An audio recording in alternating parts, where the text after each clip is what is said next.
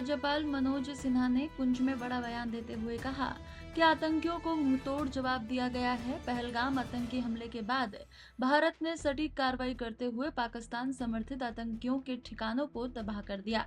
LG Sinha ने कहा है कि जिन नागरिकों ने अपने परिजन खोए हैं उन्हें आर्थिक सहायता दी गई है और शहीदों के परिवारों से एक सदस्य को सरकारी नौकरी देने का निर्णय लिया गया है। प्रधानमंत्री नरेंद्र मोदी के कड़े रुख के बाद पाकिस्तान अब घुटनों पर है। मोटे तौर पर जम्मू कश्मीर के हर इलाके में मैं गया था। पुंछ राजौरी नहीं आ सका था, इसलिए हम और चीफ सेक्रेटरी साहब और हमारे प्रशासन के अनेक वरिष्ठ अधिकारी हैं। मौके पर आकर के हमने अपनी आंखों से देखा है और उस दर्द को हमने महसूस किया है।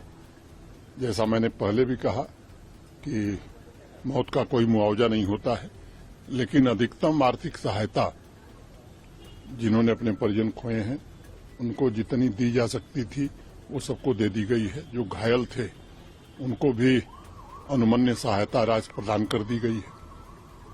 ईश्वर की कृपा से घायलों में सभी लोग ठीक हैं। मैं ईश्वर से प्रार्थना करता हूं कि वो जल्दी से स्वस्थ हो जाएं। एक बड़ा फैसला हम लोगों ने किया है कि जो भी पाकिस्तान की बमबारी में शहीद हुए हैं जम्मू कश्मीर के नागरिक, उनके नेक्स्ट ऑफ किन, उनके एक परिजन को सरकारी नौकरी अविलंब हम देंगे। बंकर की जरूरत है।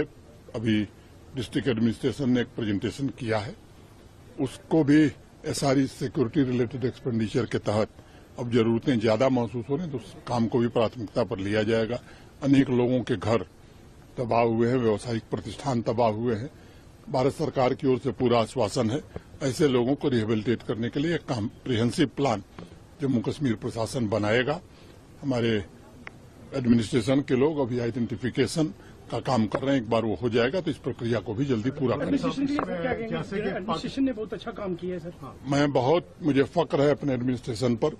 एक तो राजकुमार थापा जैसे बहादुर अधिकारी ने शहादत दी लोगों की मदद करने में, और नीचे से लेकर के ऊपर तक के सभी अधिकारी, मैं समझता हूं कि अपनी जान की परवाह किए बिना अवाम की खिदमत में सदैव डटे रहे। Jammu Kashmir as a governor पहले भी 2-3 जगह कहा कि जो ऑपरेशन सिंदूर हुआ, वाकया जो पाकिस्तान ने एक ब्रूटल एक्ट किया था हमारे पहलगाम में, हमारे इनोसेंट लोग 26 लोगों को शहीद किया, उसके बाद ये वाकया एक बाजानिब था हिंदुस्तान की आर्मी की तरफ से कि पाकिस्तान को सबक सिखाया जाए और सबक सिखा भी दिया गया। जैसा 22 अप्रैल की घटना के बाद ही जो बैसरन घाटी में पहलगाम में हुई थी, भारत के माननीय प्रधानमंत्री जी ने कहा था कि आतंकवादियों और उनके आकाओं को ऐसा सबक मिलेगा जैसा वो सपने में नहीं सोचे होंगे।